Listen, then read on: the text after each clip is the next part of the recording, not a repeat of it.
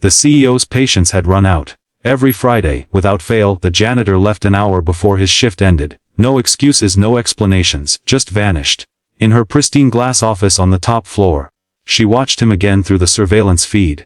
Pushing his cart down the hallway, head bowed, uniform slightly worn, shoes leaving faint marks on the polished floor. He was quiet, polite, invisible, but to her, he was a pattern of inefficiency she couldn't tolerate. The company was under pressure. Investors were circling, the board demanded layoffs, and she refused to let something as small as a careless employee slip through her watch. That Friday, she decided to follow him herself. When the clock hit 4, she saw him clock out, again, without a word. Her assistant tried to stop her, but she simply grabbed her coat and followed the man out into the parking lot. He didn't drive a car. Instead, he hurried toward the bus stop, clutching a small brown lunch bag like it held something precious.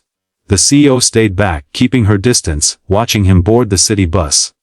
She followed the bus in her sleek black sedan, wondering if she'd catch him in a bar, wasting company time and her money. But instead, the bus stopped near an old community hospital on the outskirts of the city. The janitor got off, walked straight through the sliding glass doors, and disappeared inside. Curiosity gnawed at her. She parked and entered the building. Inside, the air smelled of antiseptic and quiet heartbreak. Nurses moved softly, and the fluorescent lights hummed above. She followed the janitor down a narrow hallway, where he stopped outside a small rehabilitation room. Through the glass window she saw her answer. A little girl, maybe 8 or 9, sat in a wheelchair. Her legs were thin, her face pale, but her eyes, they were full of light. The janitor knelt beside her, unwrapped the brown lunch bag, and took out 2 small sandwiches. He smiled and brushed her hair from her face. The CEO froze. He helped her stretch her hands, count softly, and cheer as she tried to move her left leg. Every time she managed a tiny movement, his eyes filled with tears he quickly wiped away. When the nurse came over, he stood quietly in the corner, listening carefully to every instruction. The nurse turned to him and said something the CEO could just barely hear. "You're doing great with her exercises. The doctor said she's improving faster than anyone expected." He nodded. "We've been practicing at home. Fridays are her extra session days. I just can't afford to miss them." The CEO's throat tightened. He wasn't leaving early for himself. He was leaving early for her. The janitor reached into his pocket and pulled out a small, folded paper, a drawing. A crayon version of 2 stick figures holding hands under a yellow sun. The words, written in a child's uneven scrawl, said, "My hero, Dad." He smiled softly, taped it to the wall, and whispered something to his daughter that made her giggle. Then he looked up and saw his reflection in the glass, her reflection, standing behind him. For a brief second, neither spoke. He looked startled, then guilty. "Mom, She raised a hand slowly. The hospital lights flickered above them as silence filled the space between a CEO who measured everything in hours and results, and a father who measured life in moments and miracles. Her eyes softened, but she said nothing. Not yet.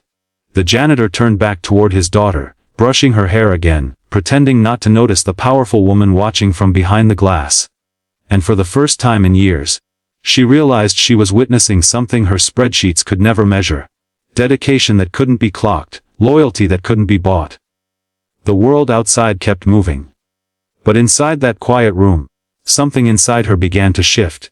She stood there for a long moment, her heart heavy with something she hadn't felt in years. Humility. The janitor wasn't just an employee anymore. He was a man fighting battles no one saw, quietly carrying love stronger than exhaustion, duty, or fear. That night, the CEO couldn't sleep. The image of that little girl's smile kept replaying in her mind. Fragile but determined, like she'd inherited her father's quiet courage. She remembered the brown lunch bag, the drawing on the wall, and the way he'd looked at her when he realized he'd been caught. There was no defense in his eyes, just honesty and love. The next morning, when the janitor walked into work, he found an envelope on his cart. Inside was a letter written in the CEO's own handwriting. "Your dedication reminded me what real strength looks like. From today, you'll no longer need to leave early. Because I'm giving you Fridays off, fully paid. And one more thing, I'd like to fund your daughter's full treatment.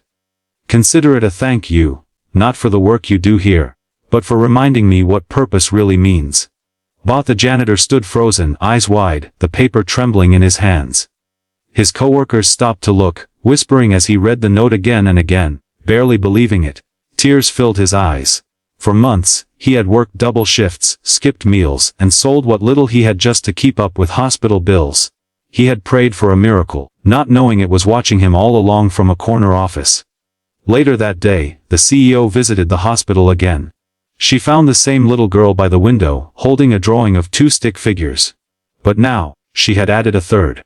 "Daddy said you're the nice lady who helped us," the child said shyly, handing her the drawing.